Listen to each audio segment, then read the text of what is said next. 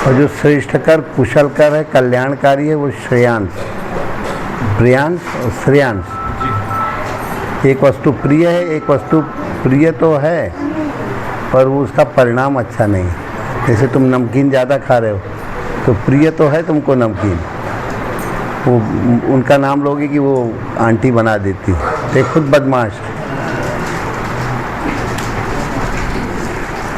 और जिसको खाना होगा तो थोड़ा दूध ले लेगा, थोड़ा गुड़ मिला लेगा, थोड़ा उससे रोटी खा लेगा, या फिर केला को ले लो, केला को मीड़ लो, उसी में थोड़ा वो करके उससे रोटी खा लो। कुछ लोगों को लड़के ऐसे बाहर बताएं कि हमको भोजन बहुत वैसा बनाते हैं चिटपुरा, हमका केला ले लो, कैंटीन में लड़के खाते थे, हमका रोटी तो तुम्हें मिल जाती है, तो यहाँ हमका एक केला ले लो, उसको थोड़ा टुकड़े टुकड़े करके मीड़ लो और उससे रोटी खाओ। तो कहने लगी इससे बड़ा पाचन भी सही रहता है, पेट भी साफ होता है। तुझे प्रिय है पर श्रेयस्कर नहीं मानता था, कहीं चटपटा है जीभ का, तो केले से रोटी खाना चालू कर। हाँ, लोफड़ है ते, केले से रोटी खाएगा, पेट भी साफ रहेगा और काम भी सही रहेगा। और गुरुजी नींद भी चली गई। नींद इसीलिए चली गई, नमकीन खाने से पेट में कड़ापन आ जाता है, पेट नहीं साफ होता है, तो जोर लगाता रहेगा, पेट से निकलेंगे नहीं बड़े दादा। हाँ एक बार कोदो का ज़माना था, पहले कोदो ही कोदो तो था और रोटी थोड़ी बहुत होती थी, तो गेहूँ मने बहुत कम था। कोदो ज्वार बाजरा तो कम था अपने, ज्वार और मक्का भी नहीं था। मक्का तो कम था, बस घर में खाने के लिए लोग बारे में लगा लेते थे। तो हुआ ये कि एक पटवारी धारकुंडी से कुछ दूर एक जगह है विजयपुर के आगे बिटमा, तो वहाँ जो है बहुत पुरानी बात है, अभी की नहीं है, लोग वहीं के बताते थे। तो वहाँ लंबरदार के यहाँ लोग कहें कि कहाँ भोजन हो, कहें लंबरदार के यहाँ ठीक रहेगा, तो लंबरदार के यहाँ भेज दिए। हथिया परास से एक ब्राह्मण होते हैं, तो पटवारी उनके यहाँ गया, तो उन्होंने शाम को एक दो दिन तो गेहूं की रोटी दी, गेहूं बहुत कम होता था, कोई पाहुने आ गए, उनके लिए गेहूं का रोटी थी।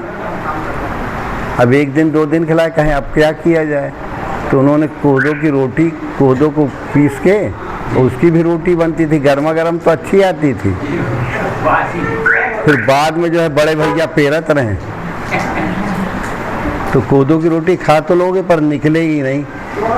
अब पटवारी जो है गर्मा गर्म कोदो की रोटी खा तो गया मुझकी, कहीं ये काय के कहीं बर्थडे कहावत है उनकी आए, बर्थडे अनाज होते और वो सुबह डोल डाल गया, तो एक पेड़ पकड़ के कहे ए बड़े भैया निकल आओ रे, बड़े भैया निकल। यही हाल तेरा है, बड़े भैया जो है हड़ताल किए पड़े और तुम कह रहे हो कि निकल आओ, नमक ज़्यादा खाता है, नमक ज़्यादा खाने से ये दुर्दशा हो रही है। तो ये तो घर पे आई है, अभी 1 महीना हो गया इन्हें ऑलमोस्ट, तो ये आज जिस दिन आई थी उसके अगले दिन ये नमकीन लेके आई। अरे ये तो नमकीन खाने में तो प्रिय तो है पर श्रेयस्कर नहीं है, कल्याणकारी नहीं है। मतलब गुरुजी अभी 2 हफ्ते में 3 पैकेट हो गए मेरे। ये तो नमकीन मूर्ख मर जाएगी। तो नहीं भास्कर में, हाँ भास्कर वाले पारस सोनी, अच्छा।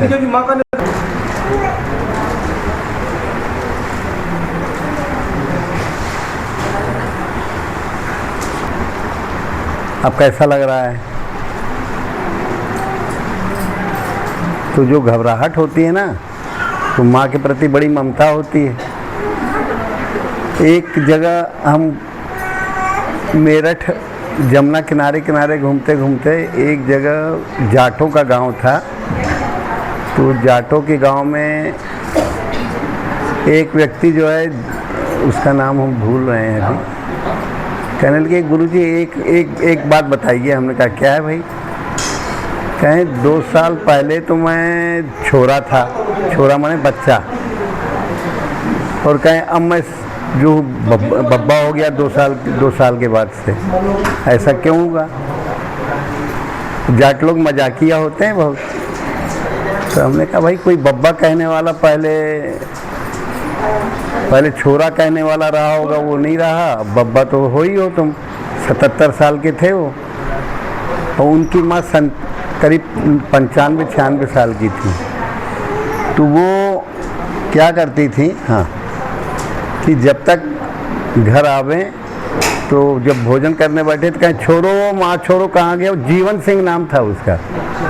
तो जीवन सिंह कहे कि जब तक मेरी माँ मुझको पास में बैठा के 2 कौर में खिला दे तब तक वो तो हमारे नाती जो थे कहे ए तेरे छोरो तेरी बुला रही है बहू, क्या कह रहे हैं, कोई एक डुकरो बुला रही, डुकरो न जाएगा तो मर जाएगी। तो दौड़ते हुए जीवन सिंह का मैं 75 साल की उम्र में दौड़ते हुए जैसे कोई बच्चा दौड़ के जाए मैं पहुंच जाऊं। तो माँ जो है बैठ के सिर के ऊपर हाथ फेरे कहे छोरो खा ले। तो 1-2 कौर जब तक न खिला ले खुद नहीं खाती थी।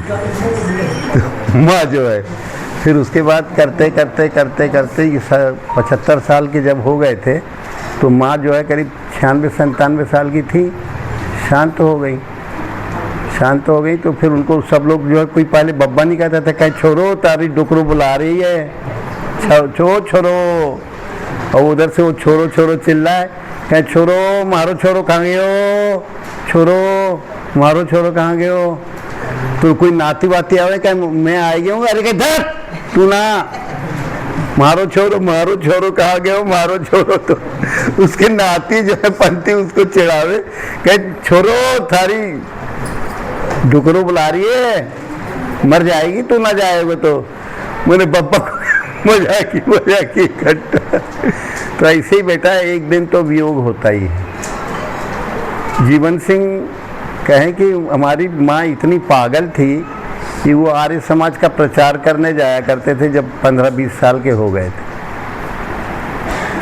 आर्य समाज का माने ये कि परमात्मा एक है, उसकी जो तमाम मूर्तियां बनाई गई हैं ये सब बीच की बाधक हैं। तो ऐसे प्रचार केवल एक ही सनातन धर्म है, सबसे पुराना धर्म आर्य धर्म ही है। ऐसे वो आर्य सनातन पद्धति का आत्मा ही एक सनातन है, शाश्वत है, नित्य है, मुक्त है। वही हमारा सहज शाश्वत स्वरूप है। ये शरीर नहीं है। हम लोग शरीर को हम लोगों ने मान बैठा है और इसलिए भटक रहे हैं शरीर के भावों में। तो ऐसे वो सत्संग करने के लिए जो उनको बताया गया था लिए देने जाया करते थे। तो बतावें कि जो है आर्य समाज की बड़ी सत्संग हुआ करता था उस समय, प्रचार सत्संग। देश गुलाम था उस समय, अंग्रेज़ों का पीरियड था। तो कहीं अगर मैंने कह दिया कि 5 दिन में आ जाऊँगा और अगर 6वां दिन हो गया तो पूरे गांव में कहे कि मारो छोरो कहाँ गए हो, आधी पागल ही रही है वो, मारो छोरो कहाँ गए हो, मारो छोरो कहाँ गए हो। पूरे गांव में लालटेन ले एक लठ लेकर कि मैं